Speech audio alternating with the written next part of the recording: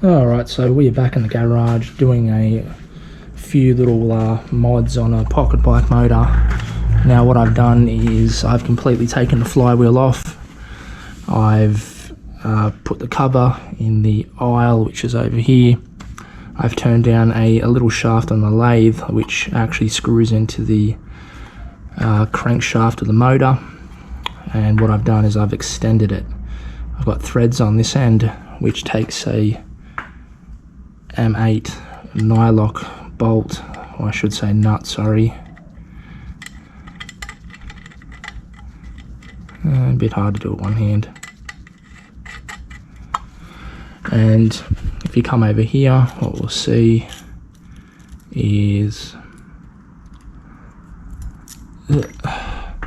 I've got two 50cc motorized bike magnetos with the rotors, and what they're going to do is they're just going to slide on just like so. Probably shouldn't have put the nut on. They're going to slide on just like so, like that, and they'll be mounted one by one and side by side. That's why the shaft is that long.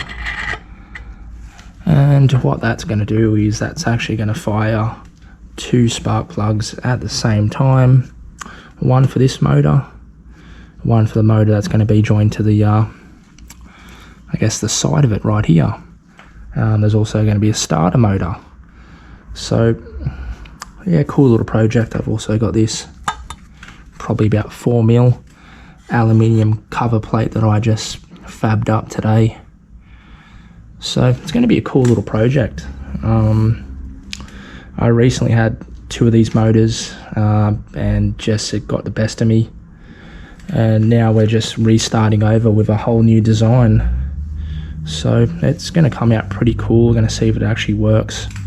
I've got some little brass pieces here which I'm going to turn on the lathe to act as spacers for the magneto and the rotor, so they're not like touching.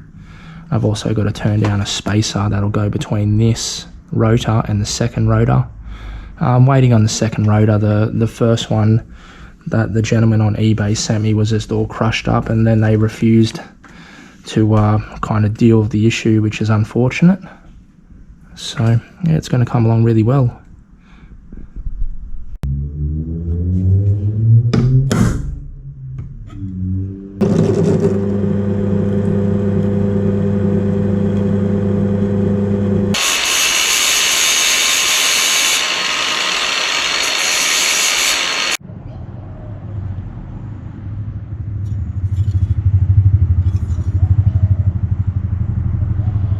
Alright, so end up finding a small bit of stainless tube.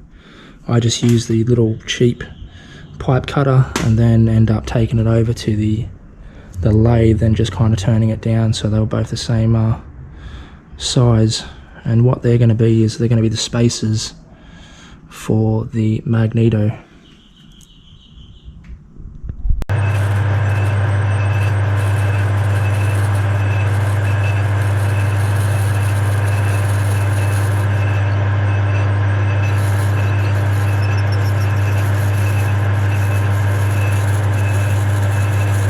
Alright, so we are back on the same day with a little bit more progress. Both of the magnetos, only one rotor is attached.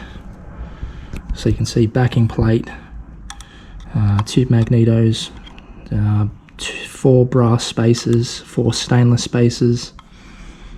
So, I mean, it's really kind of never been done before that someone's modified the motor to take 2 of these. So it's coming along really, really well. Alright, so we pretty much got a lot accomplished for today. I've just kind of pulled it back apart and put it, well, reassembled, I would say. Those bolts, these here, are just completely, you know, rubbish. I just found them. 1, they're too long. 2, the threads are a bit funny. 3, the bolts are kind of sticky. So what I think I'm just going to do is I'm just going to call it a day. I've got a lot accomplished on this thing today. And I'm just going to order some bolts from probably eBay or somewhere. I'll take a quick measurement and see what I need.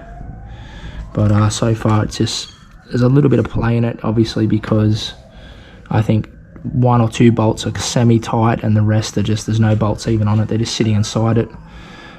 So once I get the bolts ordered, I can come back and I can kind of shimmy the rotor around. It's hitting the top a little bit and it's probably going to hit the front a little bit, so we'll just try to shimmy. You know, it's kind of a bit all over the place because of those bolts are not tight and secure and holding everything in.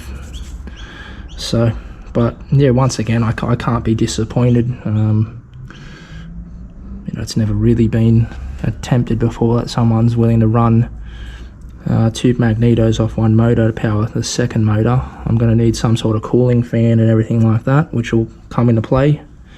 But if you liked this little video, please be sure to subscribe.